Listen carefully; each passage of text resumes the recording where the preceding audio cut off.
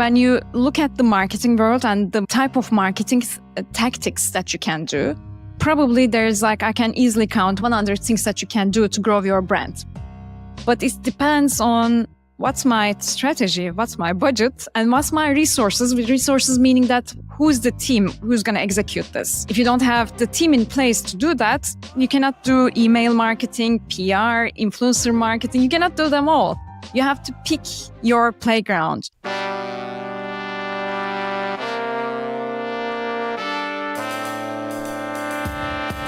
Teaching you to make useful content so that you can build long-term relationships with the people that matter to your business.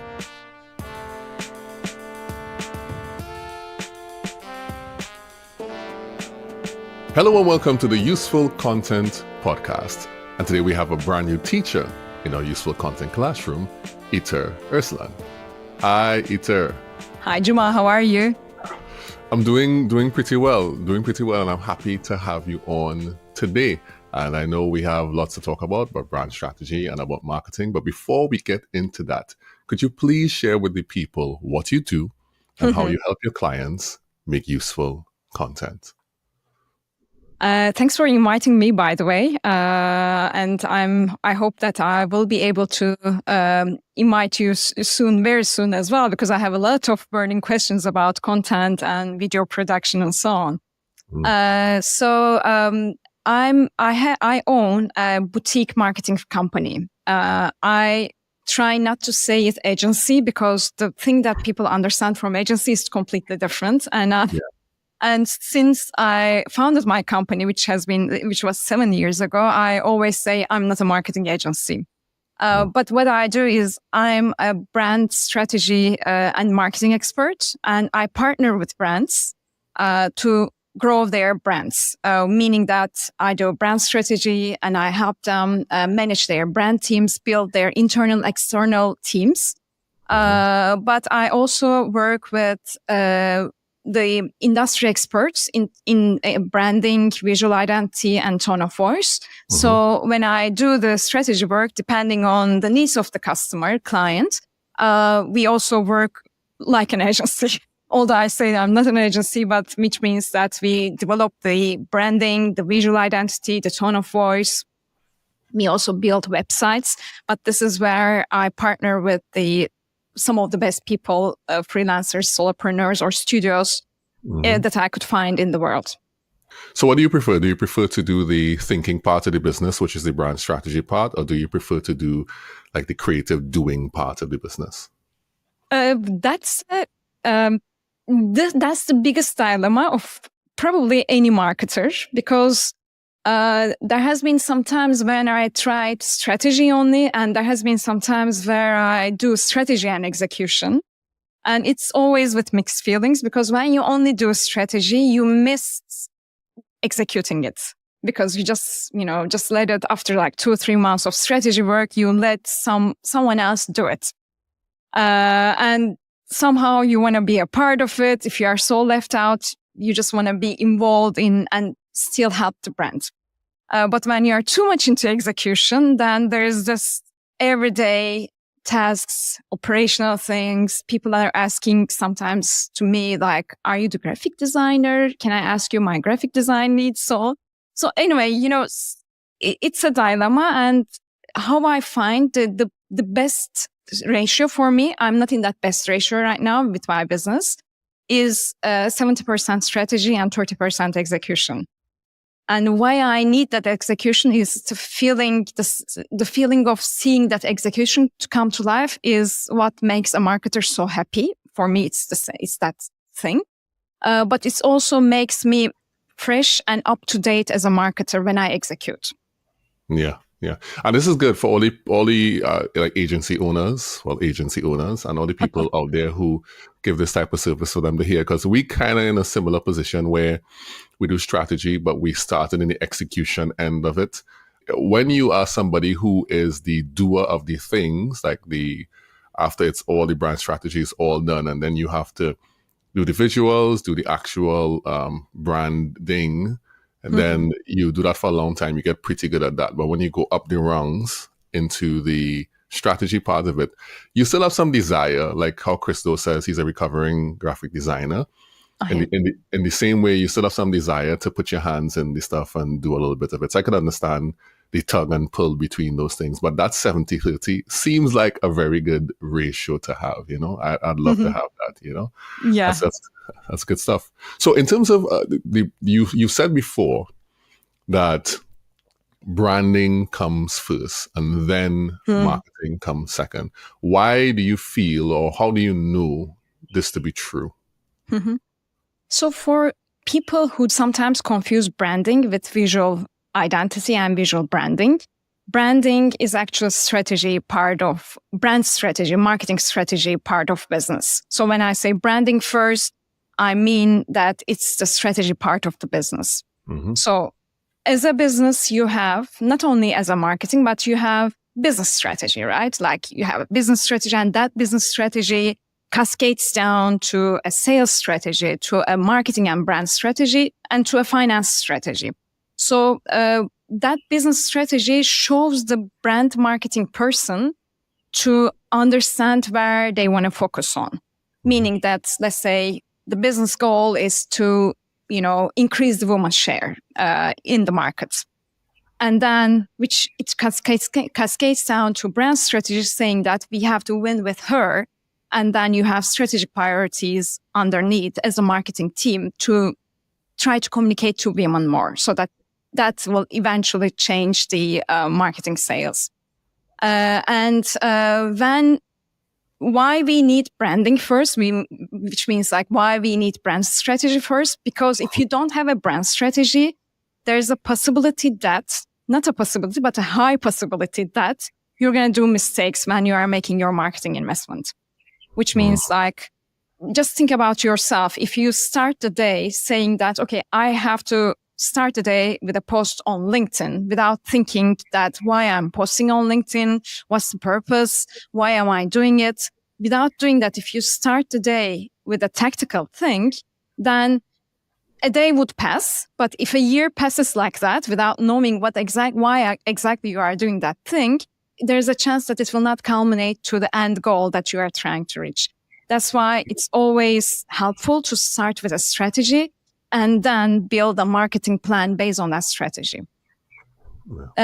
There's one more thing that I need to add here is that for a marketer to have a much easier life, let's say, in the team, it's always helpful to have a strategy, because once you have that strategy, if someone comes to you and says, we have to push PR now, because we have to push it, because, people have an idea of how marketing can be done. And if someone comes to you saying that you have to push with PR and with these specific magazines, then if you have a strategy, you are like, why are we pushing it? You can question the things, tactical things that comes to you on a day-to-day basis. That's why a strategy work always helps the marketer execute better. Yeah. So your strategy helps you validate the tactical things. It helps you say that I'm doing this for this particular purpose. And so if you have a budget, let's say you have a limited budget, let's suppose your budget is 1 million to spend on marketing, then you would not waste any of that money doing things that you're not supposed to do. Is that what you're saying? Yeah, exactly. I'll give you an example here that will help people understand better. I was talking to a potential client, and they are in the cosmetics beauty business. And 2 years ago, they spent exactly $2 million on influencer marketing. And they couldn't see any return, because they think that cosmetics and beauty that's the, format, and that's the standard. Every cosmetics and beauty brand, they are investing into influencer marketing. And they say that all the money that we have in marketing, let's focus on one thing, and it should be influencer, and we're going to do that, nothing else. But they couldn't see any return, because the reason that they couldn't see any return, the brand, the branding, the visual identity, the strategy, tone of voice, it was not there. It was all around, and it was so complicated that it was the wrong time to invest in influencer marketing. But I mean, for them to know it, they had to first of all start with a strategic work. And from that strategic work, they could have come up with, okay, we're going to work on the branding. We make sure that our visual identity and tone of voice is correct. And we know how do we want to position the brand. And then maybe they can decide influencer marketing would be the only path that they're going to pursue. But without doing the strategy work, they cannot do that. So I think it's a must-have for every single brand to start with a strategy work without jumping into marketing. And that's how I work as well. I never do executional work before I do the strategy work.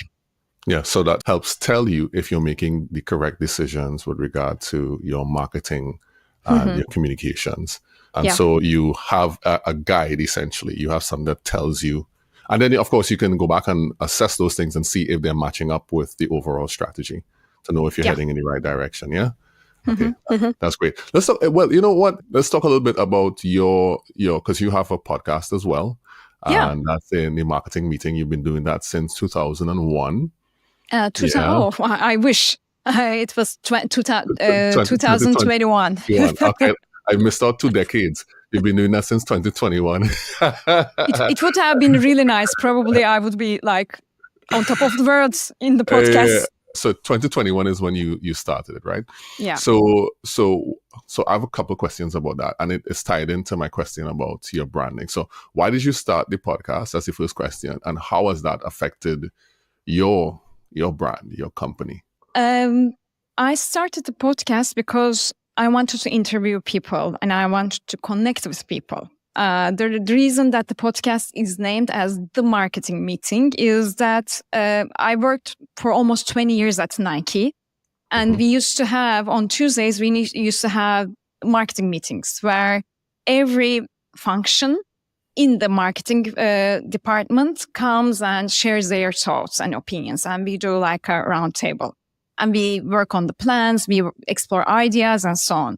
So actually, after leaving Nike and starting up my own company, the first thing I recognized that I missed those interactions because as a brand strategist, I only see the business from one angle sometimes. And I have to connect to the PR people. I need to connect to digital people, to digital media and to people like you, who are the experts in content so that I can learn and understand more and I can grow my idea about the world. So that the reason that it started is that I wanted to duplicate the marketing meeting, but not with only one theme, but I decided that I want to meet with the experts in each function. That's why I started with I started interviewing PR people. Then the next week it was events. The next week it was somebody from social media. So I was, meeting that. But within the years, as long as I could sustain it, because there has been some times that I couldn't sustain it when the business got very busy or when I moved to another country, there has been some ups and downs. But I recognized that I just want to explore whatever I want to explore at that time. For example, the beginning of this year, it was mainly AI, and I was only interviewing people who are into AI. And then after 8 episodes, I was like, okay, that's enough. Now I can go back to meeting some other people. So, basically to answer your question, it was because of my curiosity about marketing and where and how it evolves. So I'm going to let you talk about how it affected your brand, but let me just say, I love the premise of the podcast. So I love how you took your former career at Nike and these Tuesday marketing meetings, and you wanted to have a company maybe by yourself at the time, and you wanted to have your own marketing meetings, but you said, you know what, let me have it with some people who don't work with me, other experts in the industry doing this. That's the first thing I noticed. That's great. That's a great premise, because many times people don't think about the premise of the podcast that they have. They don't go through that part of it. And the second thing I love about it is that you're treating it like the evolution of a company as well, of marketing itself. So if marketing is evolving in this direction, then you can have 8 episodes at the beginning of the year just talking about AI, because that's the thing, the emphasis inside of marketing at that point in time. You get your fill of that, and then you kind of go into some other emphasis, which I love that too. So you give yourself flexibility. So at a company, like let's just suppose you're working at another company, like not Nike, but someplace else on the other place, that would probably be the internal conversation. How can we utilize AI? And then you focus on that. So that's great. I just want to say that as a great premise and a great way to approach how you choose the topics for your podcast. Now you can talk about how it affected your overall brand. The first thing that I would say is that most of the people that I interview are really good connections and good friends now. And with some of the people, probably like 6-7 people, I'm also doing work. We do projects. For example, there was this creative brand director that I interviewed as the third person on the podcast back in 2021. And we started working together. And now he's my branding partner when it comes to visual identity. So we partner together on projects. So I think that it really helped me to increase my connections also overall. Because when you have a podcast, it's easier to approach the people, the people that you want to connect to. Yeah. Because rather than me asking them, oh, I want to meet you, I want to grab your brain for whatever, it's only for me, then it's quite a little bit of me-centric. But when I say to people, I want to learn from you, it's them focus. So that's why it's a very powerful way to connect with people.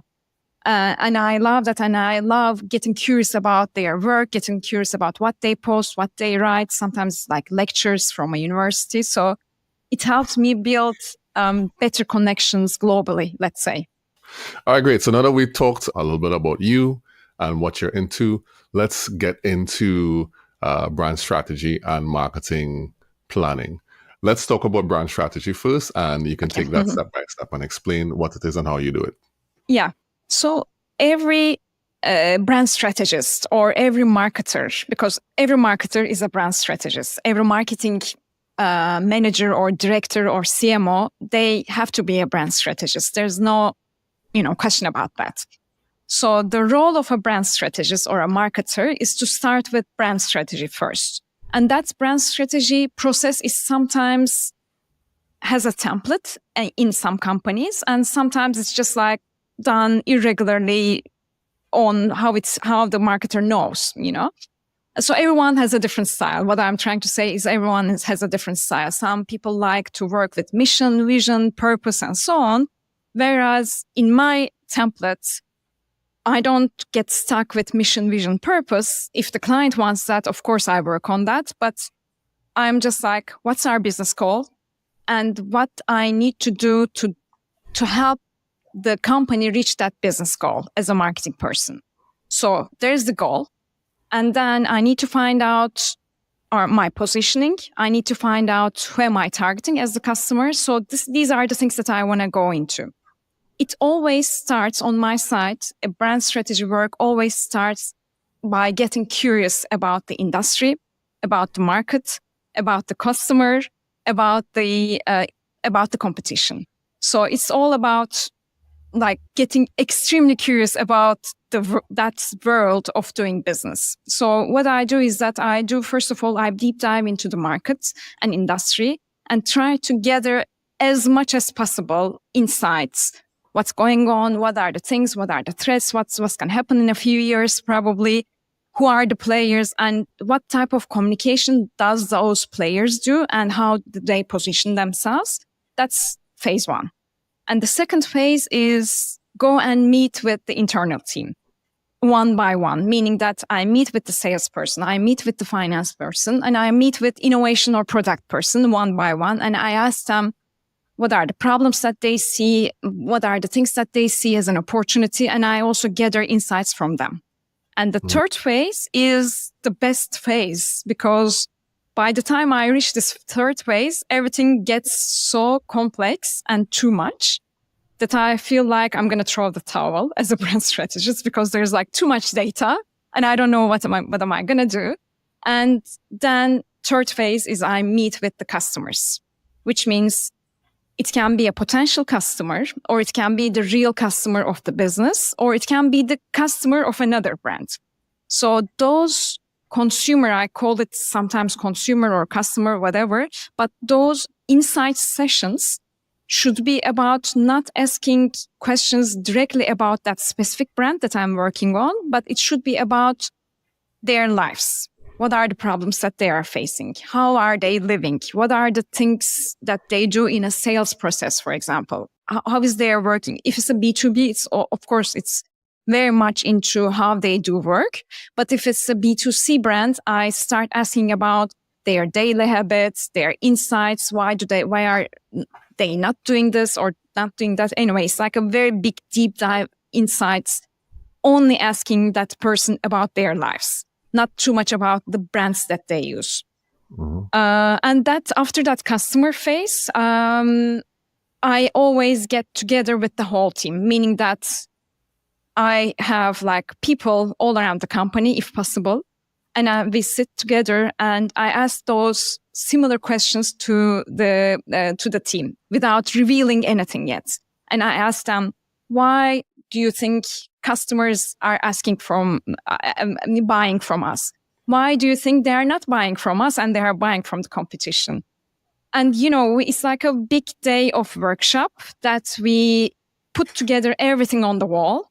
And then it's like, there's the human design work sometimes they do. It's like I'm doing a similar thing to these workshops. And then after that workshop, I sit alone and I start gathering things. So, for example, from phase 1, which is the market industry competition research, I put like everything on the wall, which is like, for example, sometimes 10 things or sometimes 20 things. And I pick the first top 3 or 4, the things that really matter to this business, like the things that I see in the industry. And on the second phase, I go to the internal insights and I pick a few top things that I got as an insight from there. And I also get insights from the customers. So I put them in an order which will culminate to the strategy work. It's easy to explain it like this, but this is where the expertise or knowledge base of a brand strategy comes in. And at the end of the day, this whole work I do it in 2 months. This whole work of 2 months cascades down to only 1 page, which is the brand house. And that brand house has what's our goal as a business? Who is the customer? Who is the target customer that we want to reach? What's our positioning in the market? How should we position our brands? And in order to reach all of these, what are the top 3 priorities for the brand team, meaning that for the marketing team to focus on? As I gave an example from the very beginning, if the business goal is to increase women's share in our sales, then it will have a win with her brand priority as on that brand house page. And that's where the brand strategy work ends. Once you have the brand house, now you are able to start doing marketing planning. It's a little bit long explanation, but I hope it was a little bit clear. It's good. I think it seems like an important part. I guess this will be done also pertain to marketing later on. It seems like an important part of the process, like 3Ps, important part of the process, is finding out for the internal team, interviewing them, finding out what are their views on the brand, these specific things, what affects it, where it's at, all those different things. But also, are you saying that you talk to the customers as well in that phase? Right. And I guess what you're doing is you're trying to align to see how well those 2 things align. Right. Yes, exactly. Where if it actually, what the people in the business think that they're doing, and also what the customers are actually saying is happening, and see how those things align. Is that a big part of the process? Yes, exactly. It's like checking the internal teams, checking external things happening, and also checking what the customer is doing actually. And sometimes those customer interviews, people think that if the quantity is higher, it's always better. And I used to think that when I started my business, but it's not the case actually, because this is not at the end of the day a customer research study. This is a customer interview to help me to build the brand strategy. Of course, you're going to have other customer research. You do qualitative, quantitative analysis and so on, but you do it for different purposes. The thing that I do is for the purpose of brand strategy. So I usually meet with 6 to 7 different types of customers. And if I do the recruitments of those customers well, then even sometimes after 3 or 4, I'm just like, okay, I now know what's going on here. Yeah, yeah. And so those customers are specifically talking about the brand as we're trying to get insights into the what they think or feel, or as Martin Neumeier would say, the gut feeling about the company. So that's what we're looking to get into, yeah? Yeah, and usually I don't ask questions about the company specifically or the brand. I actually don't need to ask those questions because I'm curious about what the customer is facing. What's the problem that they have in their life? If it's like interviewing for a cosmetics brand, they don't need to know what cosmetics brands I'm interviewing for because I'm not going to ask questions about what they feel about the specific brand. I want to know the reason that that girl or that woman is using that specific type of cosmetics. Probably the scent reminds her of her grandmother's scent, something like that. You know what I mean? It's just like, it's nothing related with the company or the brand. It's related only, the focus is only the consumer there. Right. Okay, I get you. Okay, great. Excellent. So that's the first phase. That's the brand strategy part of it. So you gather all, as you said, you get overloaded with all this data coming to the end. And now you want to take this data, these insights, the things that you've gathered both from customers externally and the internal team. And what do you do with that? What does that turn into as you move into your marketing planning? The marketing planning starts with the brand priorities because in the brand house, which includes our goal, our target customer, our positioning as a brand, there is like brand priorities as well, which means you may want to win with her. You may want to ignite a different type of customer segment or whatever. So that brand priority is the thing that would help the marketer to build the marketing plan. If it's a completely new brand, it's usually the brand priority is about increasing brand awareness. So increasing brand awareness, what are we doing? First, we need to work on the logo or we need to work on the visual identity. So I'm just giving those examples. It doesn't need to be specific like this, but it's how, people understand it. Yeah. And then the second thing, increase brand awareness. What are the channels that our customer is hanging out? And which channels can we reach out to them to increase awareness? And what are the tactics to increase that awareness? So, that brand priority, usually I work with like top 3 priorities, and that each priority has a plan underneath. If it's increasing brand awareness, I should have a few things listed that I want to do this year. And the next step is after we decide on the things, I need to put them in a calendar. First of all, we are going to make sure, for example, if it's like to increase brand awareness, what can you do? You can give ads, right? But when the brand is not visually appealing or the tone of voice or the copywriting is not the right yet, then you should postpone giving ads to increase brand awareness to the second phase. First of all, you need to fix the visuality, the copywriting, the tone of voice and everything, because then you are ready for the stage to push your brand to the stage with some ads. So, it all depends on the status of the brand.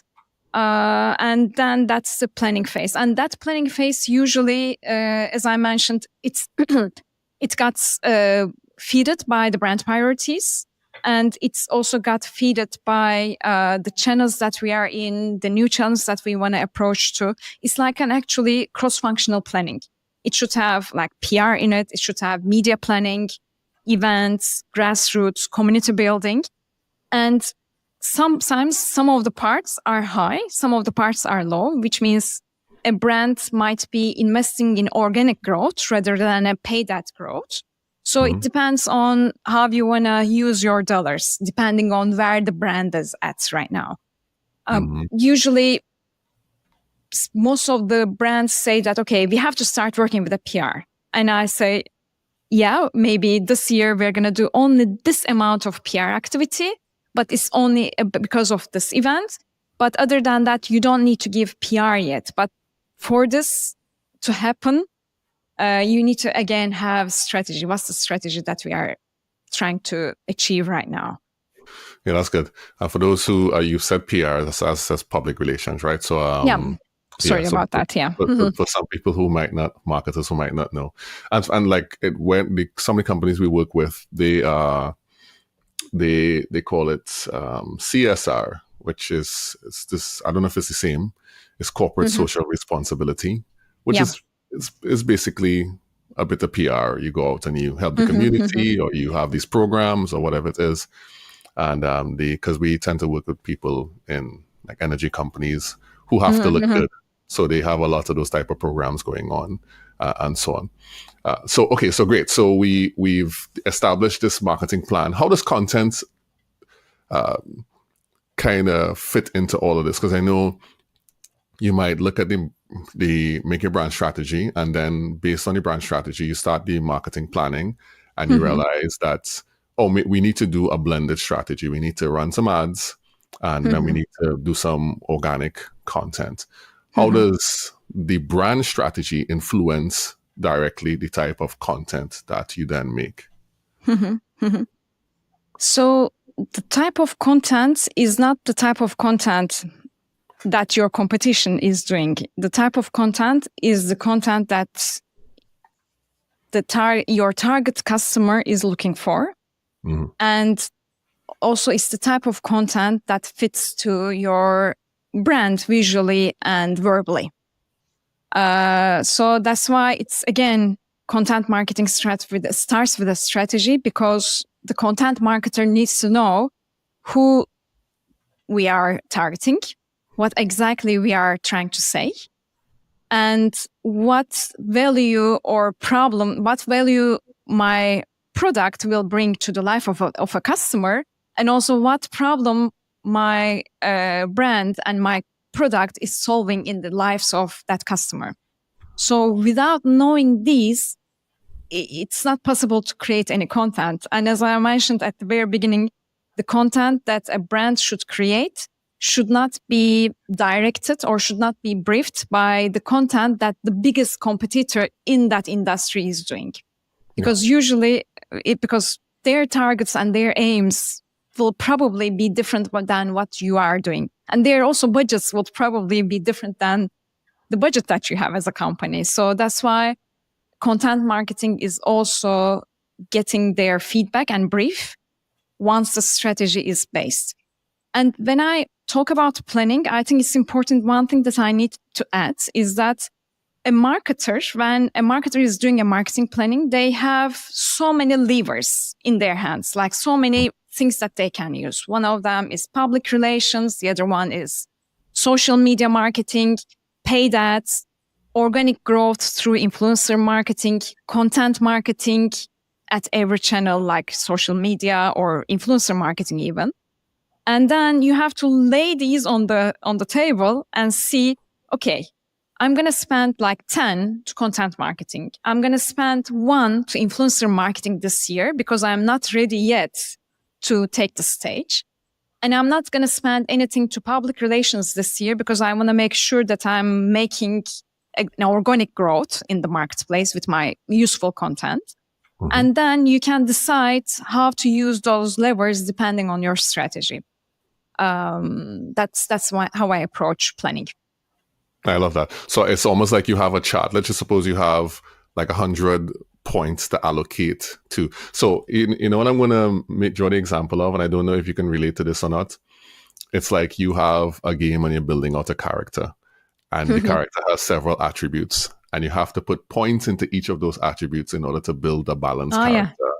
Or let's just suppose that you have something that needs the character to be strong. Of course, you put a lot of attributes into the strength, a lot of points into the strength attribute. And so with the marketing plan is like that. If you know that you're going to have to get a lot of turnover, do a lot of sales, then maybe you want to invest in a lot of ads. Maybe you want to invest in email marketing, maybe to get, or if you want to grow your email marketing list, you might want to do some organic social that lead people back to, or maybe run a competition or do some type of thing that cause. So then you take and I'm saying points not to make it sound good, but it really is like a budget thing.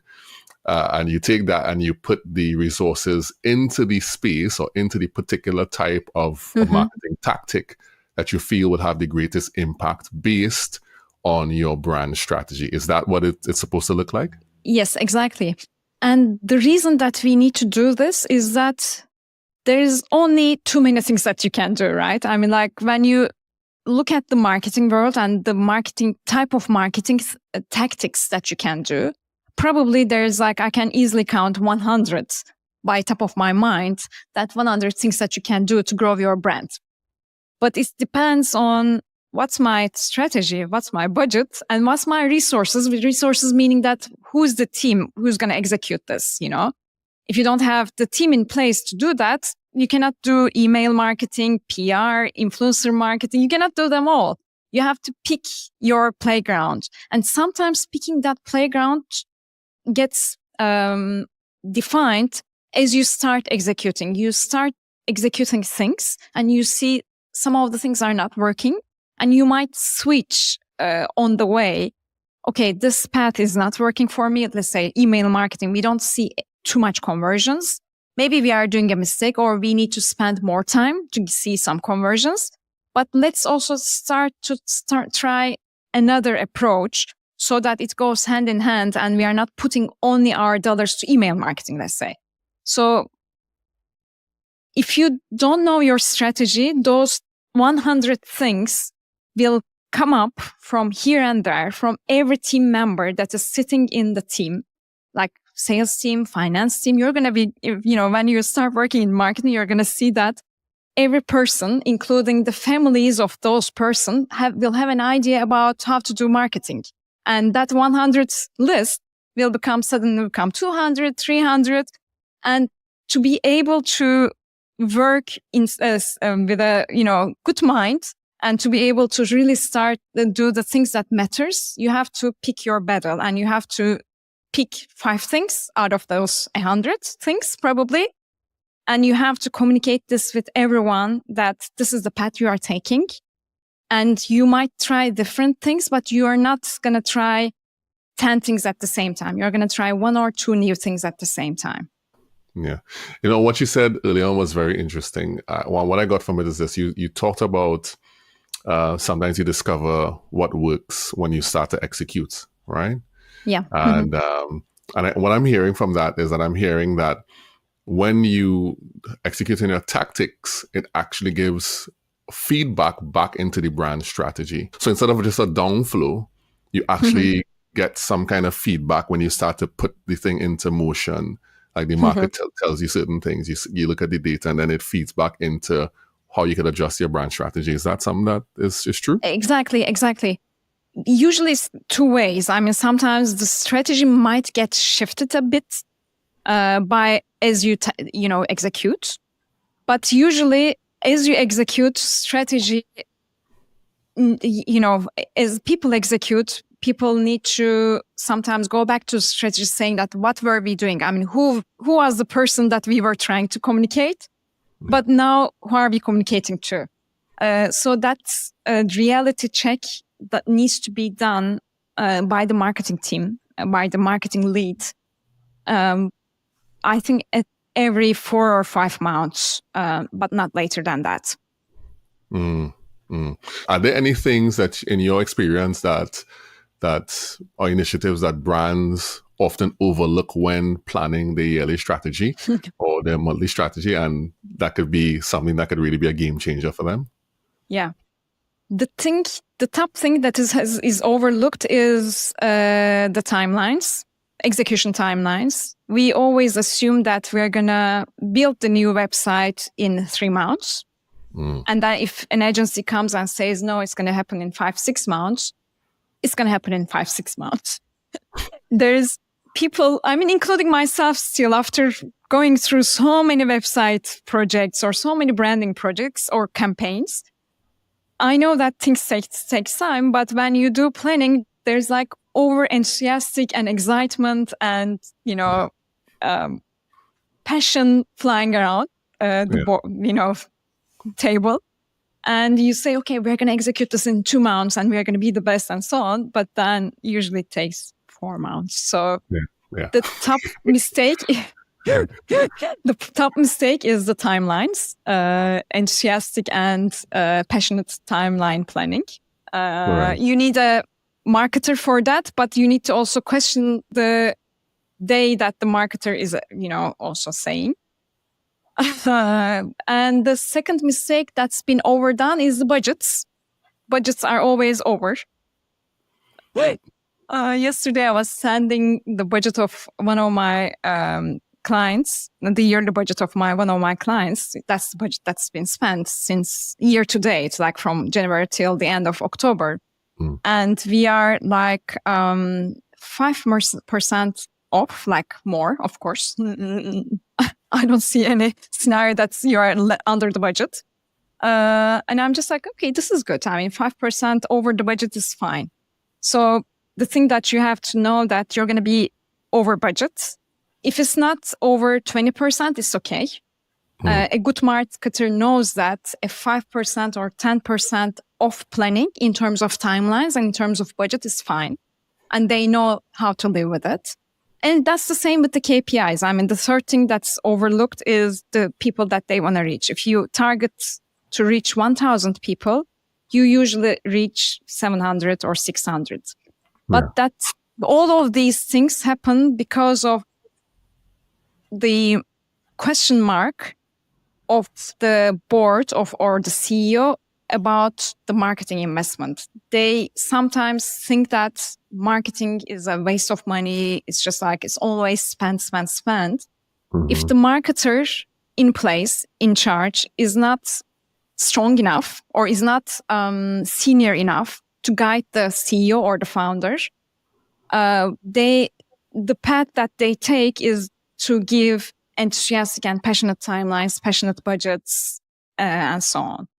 But a CEO and founder should always be okay if the budget is 10%, up to 10% higher. And if we are not able to hit the KPIs with a 10% plus minus, plus is always okay, minus the number should be also good.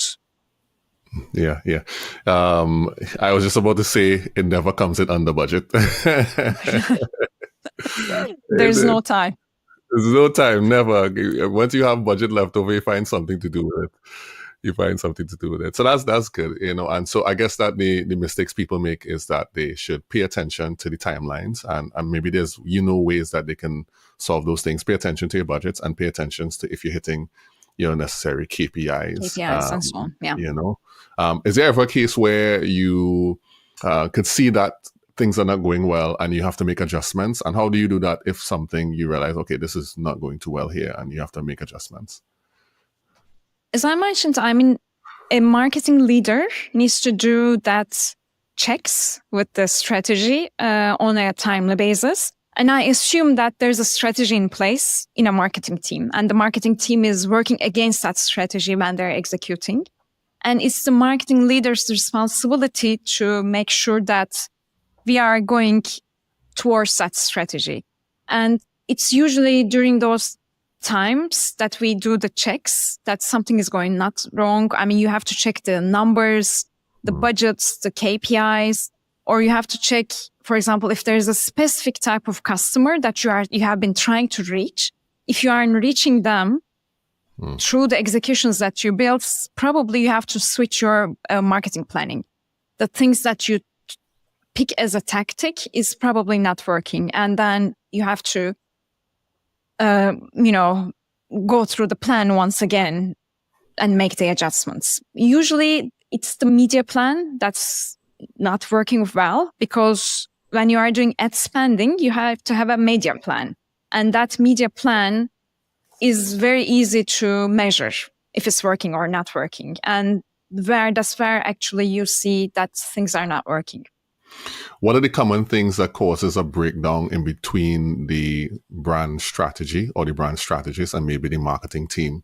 Well, how can there be a disconnect there, and what can we do to avoid these kind of disconnects, just in case that is happening? You mean disconnect between the brand strategy team and the marketing team? Yeah. Because it's the same team, actually. The marketing team is the brand strategy team. It's just that the marketing team's goals are starting from the brand strategy. So the person who works on building the brand strategy is sometimes the marketing manager, is sometimes the marketing director. But for example, if you are working as a social media manager in a marketing team, maybe you are not the person who builds that strategy, but you should be aware and you should be a part of that strategy discussions when they are put in place. So it should not be only the marketing director who comes up with a strategy from her mind or from his mind and that dictates it to the team. All the team needs to know and needs to be a part of the strategy work, because that's where they need to, that's their compass, let's say. You can see the brand strategy work as a compass on where you are going to. Yeah. And that's what I wanted to get at, is like sometimes let's just suppose at the managerial level or director level that these things are planned and done, and then you kind of give it to the rest of the team. Okay, let's just do this stuff. And all they have is a sense of doing things, but they don't really have an idea about this brand strategy and everything that is required inside of that. So they can't make wise decisions. Or maybe sometimes they decide on adjusting a tactic, but they don't know that this tactic really shouldn't be adjusted because it was planned in a certain way. So I guess what you're saying is that everyone who is involved in both the planning and the execution at some point should come together and talk about these big picture things. Is that what you're saying? Yeah, for sure. Yeah, for sure.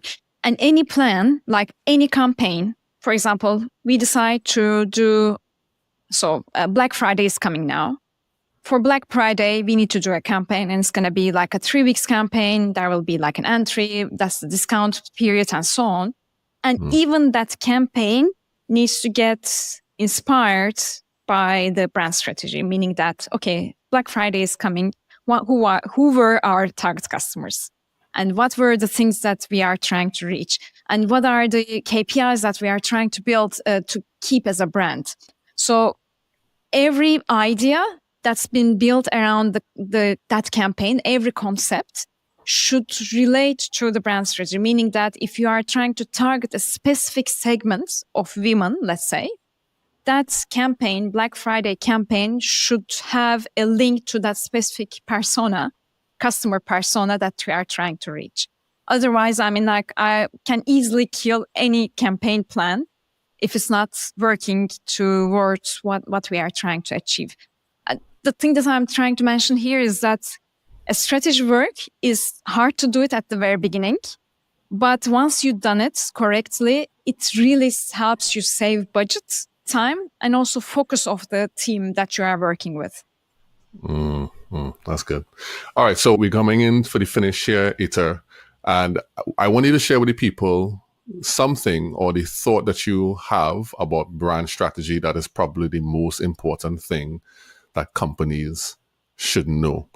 If there was one rule or one principle that would overrule everything when it comes to brand strategy and maybe marketing planning later on, what would you want brands and companies to know? The thing is, time is very limited for every brand. And if you don't do it now, sooner or later, once your brand grows, you're going to need to do it. And the thing is that every brand is unique. You might be producing a very similar cosmetics cream with all the other 10 or 100 players in the market, but you still need to have a strategy because your brand, your team, your cream or your product is completely different than the other products in the market. Even if it's not different, then you need a strategy. So if you don't want to lose time, if you don't want to lose budget in the long term, if you don't want to lose resources, which means like the time of your company, the time of your team, retained and tailored, those come only from working on a strategy. And strategy work is not something that can be avoided. Sooner or later, you're going to do that. And please do it because the dynamics of your company and your brand is always unique, just like everyone is unique in the world. And you have to make sure that what you want to do with your unique brand has a path and has a strategy in place. And this gets even more and more important with the rise of digital, with the rise of generative AI and so on. Not different, but important, let's say, because there's so much clutter and there's too many channels that you can communicate your brand to. And in order to pick which channel you want to go, you have to have a strategy. And every marketing plan has to have a strategy before it's been built. Excellent. So companies, marketing teams, you've heard that. Do not do anything unless you have your brand strategy in place that will feed into your marketing and that will feed into the content that you make. Itir, people may want to find you online and connect with you. Where can they find you online? I'm on LinkedIn, Instagram, as Itir Eraslan, as my name and surname. And I have a podcast, which is The Marketing Meeting, which we have already talked a lot. It's on YouTube, Apple and Spotify podcasts.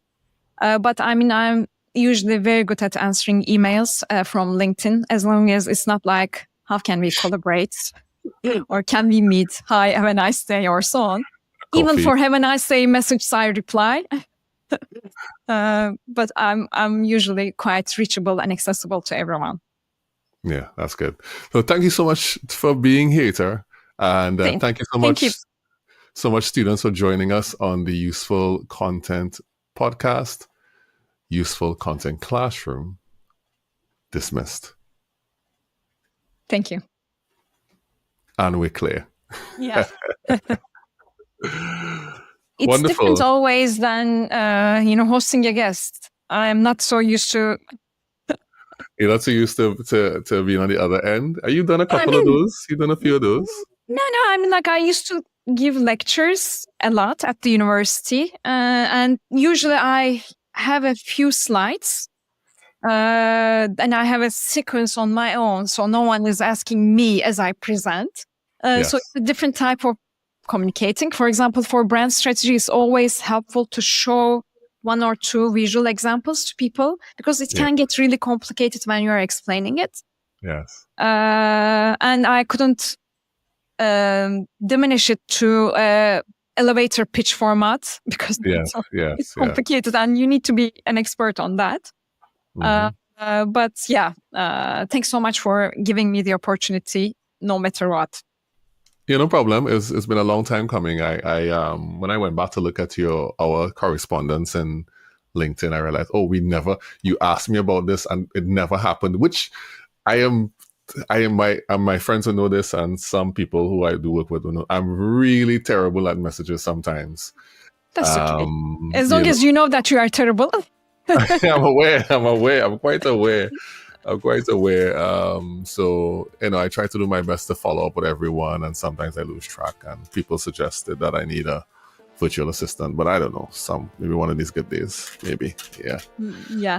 But I mean, to be honest, I mean, I must say that if there are a few people, let's say 5 people, that pulls my attention, that their content pulls my attention, I will count you in that within that 5 people. Oh, like the type of the quality of the videos, especially you are communicating through videos, right? That's how I see. The quality of the videos, the clarity of the message, it's like a snippet. You can just watch it and it's done, Yes. I can say that it's like I hope to, host you as a guest one day, as soon as my recording timeline opens up. I will send you a message because I have a lot of burning questions about content, production, videos, and I don't know if there's any specific things that you want to really share. It can be a new opening in your business world also. Yeah, once you are ready for me and you give me the signal, I'll send you ideas, and you tell me how you Perfect. want me to do it, and I'll try to do it as best as possible. That way, it will help your audience. The Useful Content Podcast is brought to you and produced by Relate Studios. You can see the work we do at our website, relatestudios.com. If you like what you've heard on the podcast today, please follow, leave a rating, and come back next week for another great episode. And if you want to get more useful content in between that, you can follow me, Juma Bannister, on LinkedIn. See you soon in the Useful Content Classroom. But until then, don't forget to make useful content.